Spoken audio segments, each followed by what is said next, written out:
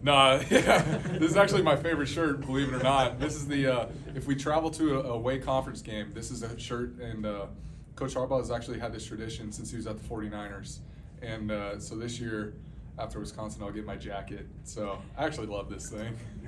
Just talk about the shots that you guys took today, and obviously everybody wanted to see what you could do in the passing game. You kind of proved yourselves a little bit. Yeah, absolutely. We knew that this defense was going to play a little low based on what we saw on film.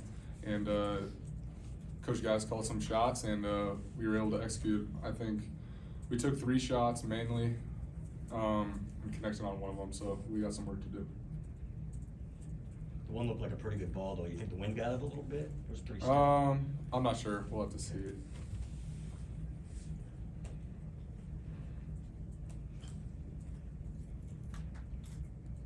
Angelique, come on.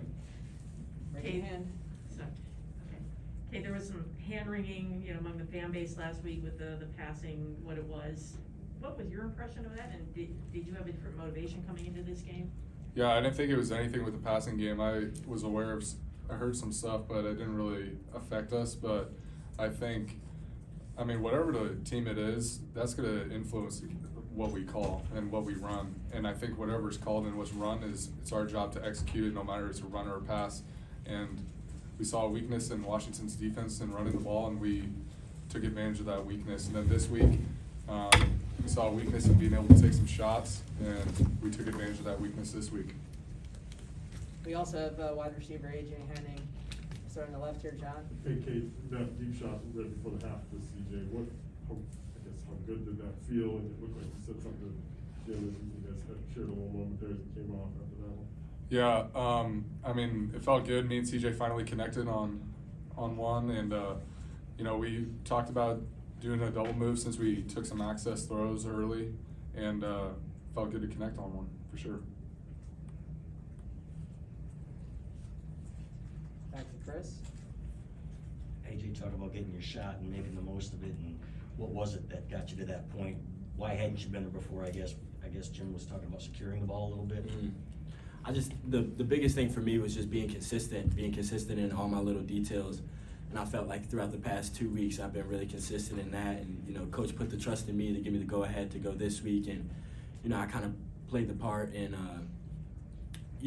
tried to do all the right things to get to this point. Now I feel like he's comfortable enough in me, and I'm comfortable enough back there to be the guy to do it.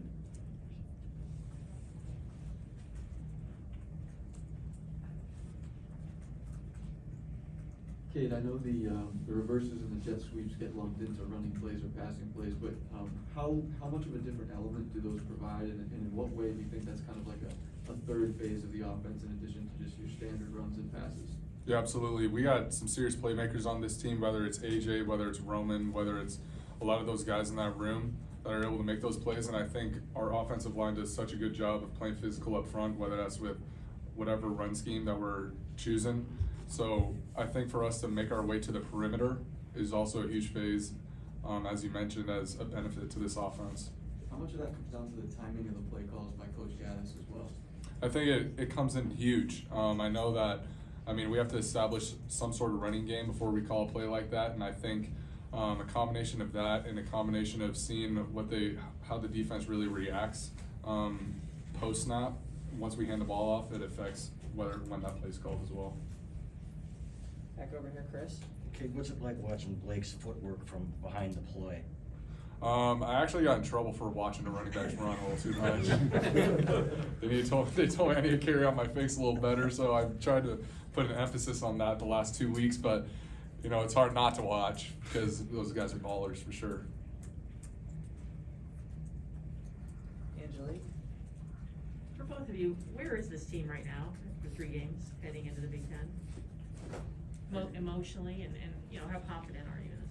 Yeah, I think we're really confident. I think this team is not content or satisfied at all. We're aware that really now the season begins, now that we're playing Big Ten opponents, and I think this is where this team expected to be.